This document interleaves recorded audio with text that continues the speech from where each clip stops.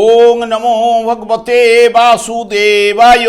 আমার প্রিয় দর্শক বন্ধুকে আমার আন্তরিক অভিনন্দন, শুভেচ্ছা ও ভালোবাসা জানাই। আমি আশা করি অনাদির আদি গোবিন্দের অশেষ করুণায় আপনারা সকলেই কুশল আছেন। আজ আপনাদের কাছে যে গুরুত্বপূর্ণ বিষয়টি নিয়ে আলোচনা করতে চলেছি, অসুর গুরু শুক্রের প্রবেশ কর্কট রাশিতে 9/6/2026 থেকে 4 জুলাই 2026 পর্যন্ত কর্কট রাশিতে অবস্থান করবে। 3টি নক্ষত্রের মাধ্যমে রাশিটি অতিক্রান্ত করবে এবং আগে থেকেই কর্কট রাশিতে দেবগুরু বৃহস্পতি অবস্থান করছিল এবং ঠিক দৈত্যগুরু শুক্রের প্রবেশে দৈত্যগুরু শুক্র এবং দেবগুরু বৃহস্পতির মহামিলন কিন্তু ঘটবে।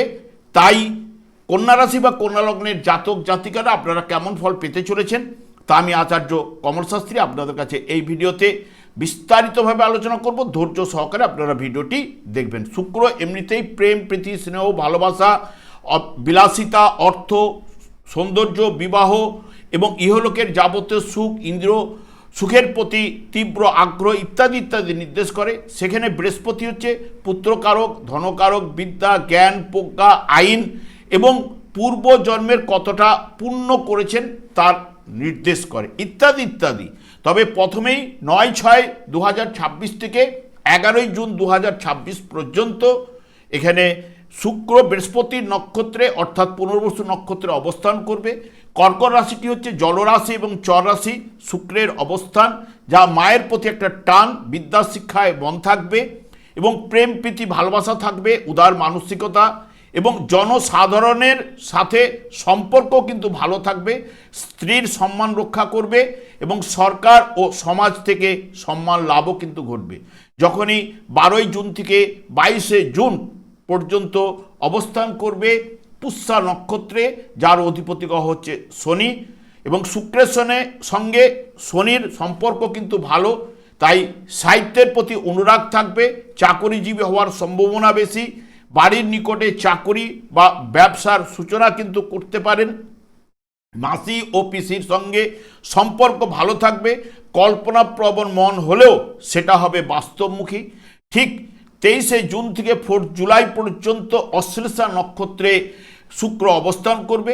যে অশ্লেষা নক্ষত্রটি যে বুধের নক্ষত্র, বুধের সঙ্গে শুক্রের শুভ সম্পর্ক। বিজ্ঞানের দিকে লক্ষ্য থাকলেও মূলত সাহিত্য বিষয়ে আকর্ষণ থাকবে। হোটেল ম্যানেজমেন্ট জাতীয় কর্মে উন্নতি হবে বা হোটেল ম্যানেজমেন্ট জাতীয় যারা পড়াশোনা করছেন তাদের ক্ষেত্রেও শুভ প্রভাব কিন্তু বিস্তার ঘটাবে। মহিলাদের প্রতি আকর্ষণ থাকবে, বুদ্ধির দিকটাও ভালো হবে, মায়ের প্রতি একটা টান, মার্জিতভাবে আয় কিন্তু বাড়বেই। বর্তমানে দেখুন কন্যা রাশি বা কন্যা লগ্নের জাতক জাতিকাদের ঠিক একাদশভাবে শুক্র এবং বৃহস্পতির মহামিলন কিন্তু ঘটতে চলেছে, যেটি এটাকে একাদশ ভাবকে সাধারণত আমরা কৃতকার্যতার ভাব বলে থাকি, অভীষ্ট পূরণের ভাব বলে থাকি, স্বপ্ন পূরণের ভাব বলে থাকি এবং যে কোনো বিষয়ে সফলতা। এবং বিশেষ করে দেখুন বিবাহ করলে বিবাহিত জীবন কেমন হবে, শিক্ষাক্ষেত্রে শিক্ষা কেমন হবে বা অর্থনৈতিক অবস্থা কেমন হবে, যাবতীয় বিচার্য এই একাদশ ভাব সফলতাকে নির্দেশ করে এবং রোগ থেকে নিরাময় সেটাও কিন্তু একাদশ ভাব থেকে বিচার্য। প্রথমেই শুক্র একাদশভাবে থাকলো আপনাদের ক্ষেত্রে অর্থপতি গ্রহ এবং ভাগ্যপতি গ্রহ এবং শুক্র এখানে তার বলতে গেলে চন্দ্রের ঘরে অবস্থান করছে জলরাশিতে, কর্কট রাশিতে, যেটি শুক্রের সঙ্গে চন্দ্র সম্পর্কও ভালো এবং বৃহস্পতি এখানে তুঙ্গস্থ অবস্থায় অবস্থান করলো। বৃহস্পতি আপনাদের একাদশ ভাবে, চতুর্থ ভাব এবং সপ্তম ভাবের অধিপতি গ্রহ। তৃতীয় ভাবে আপনাদের দৃষ্টি প্রদান করবে, পঞ্চম ভাবে দৃষ্টি প্রদান করবে এবং আপনাদের ঠিক সপ্তম ভাবেও দৃষ্টি প্রদান করবে, যা দেবগুরু বৃহস্পতি এবং দৈত্য গুরু শুক্রের মিলনে অত্যন্ত শক্তিশালী ও লাভদায়ক যোগ কিন্তু সৃষ্টি করছে এবং কন্যা রাশির জন্য অর্থনৈতিক সমৃদ্ধি, সামাজিক প্রতিষ্ঠা এবং দৈনন্দিন জীবনে ইচ্ছা পূরণের সহায় হতে কিন্তু চলেছে। কারণ হচ্ছে এমনিতেই বৃহস্পতি উচ্চস্থ অবস্থায় আনন্দের জায়গায়, শুক্র আপনাদের ক্ষেত্রে অর্থপতি গ্রহ এবং দুজনেই কিন্তু গুরু, একজন দ্বৈতগুরু হলেও একজন দেবগুরু। এদের মিলনটাই কিন্তু আপনাদের একাদশভাবে হওয়ার জন্য সফলতা কিন্তু বেশি প্রদান করবে যে এই একাদশভাবে আপনার উপার্জনের পরিধি এক ধাক্কায় অনেক কিন্তু বেড়ে যাবে।